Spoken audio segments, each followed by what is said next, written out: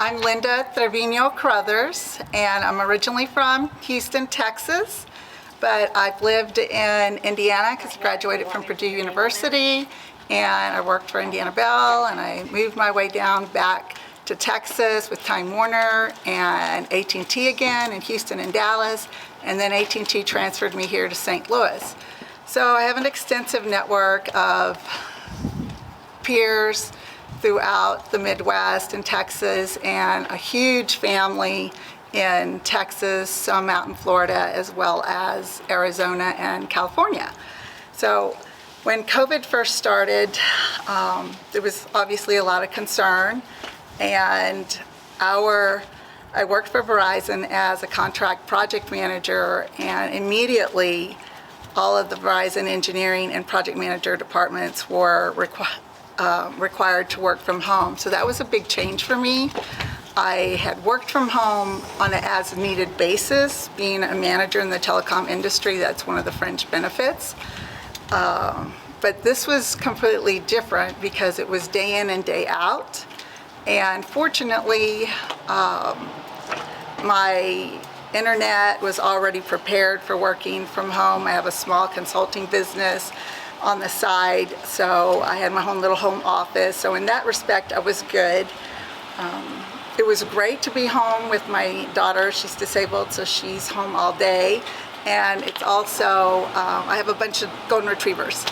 So we first were impacted in late February when my son's Boy Scout, Mr. Camden, was ill. And at that time, it was very difficult to get tested unless you had the pre-existing type conditions, which he did not qualify. So they just sent him home, said, "You'll be fine." Well, he kept getting worse and worse. Finally, they admitted him into the hospital, and unfortunately, 2 days later, he passed away. So that was a big wake-up call for me on how serious this was. And my son, and then shortly thereafter, the schools. How did your son take that? You know, he was nervous about going out in public and not wanting to go out to dinner, not wanting to go through the drive-through. He was like he was like in charge of all of the scouts. So I was really close to him and his wife. I say really close, but generally close. And you know, we used to go to each other's homes, and they'd come over for a barbecue or a cookout, and just, she was one of the moms that always participated and was highly active in Boy Scouts, and that was Diane Camden. And then I started to hear about my mom's cousins in South Texas that were in assisted living homes, and they were elderly, they were over 70 years old, and you know, every 2 or 3 weeks, someone was getting worse, and if someone got worse, then that person died and another person got worse. So it was a revolving door. The one case I don't know, would be my mom's cousin. So her cousin's granddaughter, it's a very distant relative, had recently graduated med school, healthy, beautiful young lady, emergency room doctor, and she passed away in March. So my entire family was pretty scared about COVID, especially down in Texas. My mom has been disabled since she was 48 years old, and she's got a whole long list of medical issues. So we were terrified, and she's always in the hospital every 2 or 3 times within a quarter. So sometimes once or twice a month, it just depends. So fortunately, she didn't catch COVID until about December, right around the holidays. And she was sick pretty bad for about 3 days, and we're very blessed that she recovered. My sister had it and was sick for 3 weeks. I had a nephew with asthma. He couldn't go back to work for over 6 weeks. He started feeling better, but his test kept showing that he was still positive for COVID. So until he had a negative test, he couldn't go back to work. So my whole family has been drastically impacted. My husband's a construction worker. Those job sites were shut down at the schools because that's where the projects were, and the schools shut down. But fortunately, I was still working. And then in June, my contract with Verizon expired. So I have been looking for a full-time service senior project manager opportunity. I did take that time to study my PMP. Whoop, I passed it, haha. And I have an electrical engineering degree from Purdue with an MBA. A lot of years of experience. And a lot of it is in older technology. So that's the catch, is trying to get in with all of the software and application development on the IT side. I'm more hardware and infrastructure. So also, what has it done to your personal life? What do you feel? How do you feel during this time? I am a very outgoing person, and I like being out and in the sunshine. So I'm also a risk taker. I'm the kind of person that actually jumps out of airplanes. Perfectly good airplane. So I am, my children are not out of school. I have a 15-year-old and a 20-year-old, but they're, very independent. And my husband and I, on occasion, would go out to dinner. We would do safe social distancing and wear the mask. And I took up some part-time jobs. I do Lego robotics. I've worked at a furniture store. I'm working at Dollar Tree now as well. And I get to talk to a lot of people all day long. And if I caught COVID, it would have been probably last November or earlier in the year, like when it was all going around in like March, or even the winter before everything happened in winter 2018, because we had several people that were drastically ill with respiratory infections and were hospitalized at Verizon. So I don't know. They couldn't figure out what it was, but we suspect that that's what it is. So now. You haven't felt your stress level to go up or your happiness level to go down? Or No, I have been impacted greatly.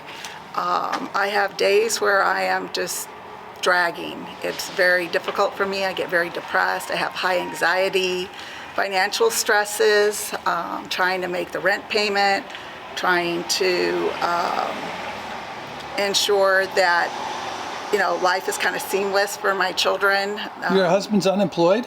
He was unemployed recently. He just started working again. He's a bricklayer, so he works when there's work available, and sometimes it's a 3-week job, sometimes it's 3 months, sometimes it's 6 months or a year.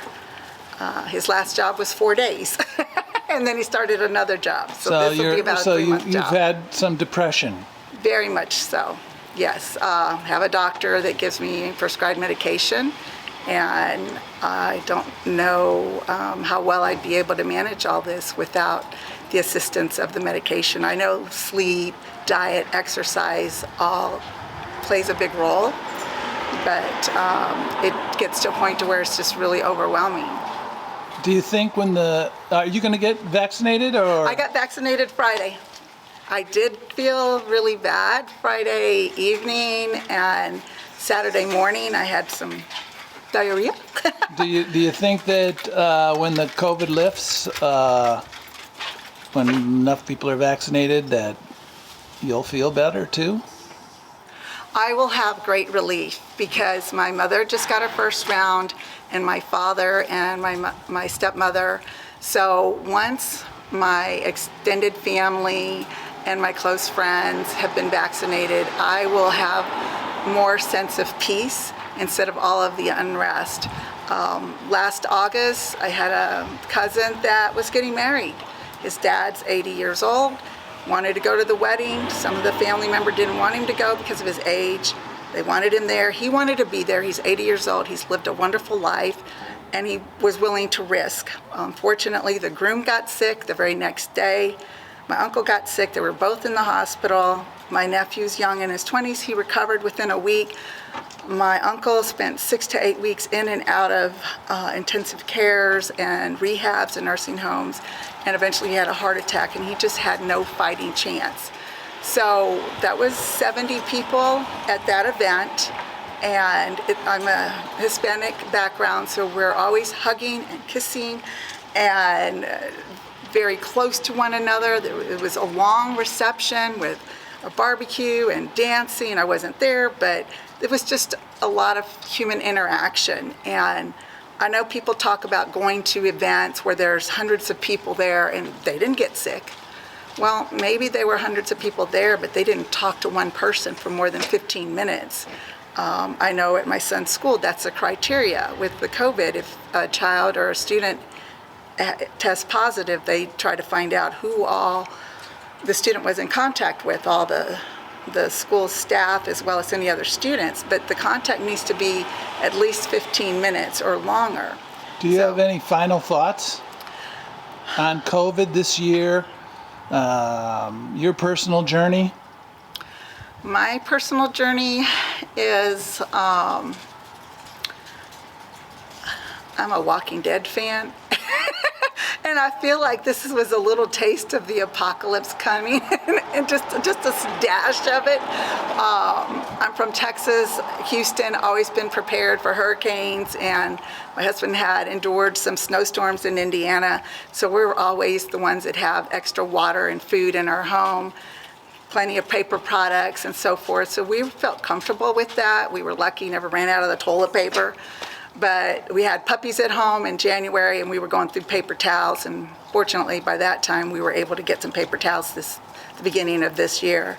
I think it's a life lesson of just trying. It's hard for me to do my advice, but to focus on the now and the today, have my long-term plans, but to be ready because it's going to be upset, and just kind of take a deep breath and say, this too shall pass. It will, I'll get past the hump.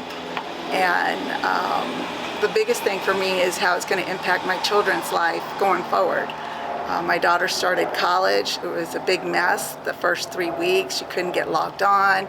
The teachers posted their links to the wrong website, so she was 3 weeks behind. That put so much stress on her. And in the end, I ended up having to withdraw her from the university. So we're hoping this fall she can sign up again, and if anything else, at least take classes online. Thank you very much. What town are we in right now? We are in Ellisville, Missouri, and I'm 3 blocks over. I live in Wildwood, Missouri. Thank you very much. Thank you.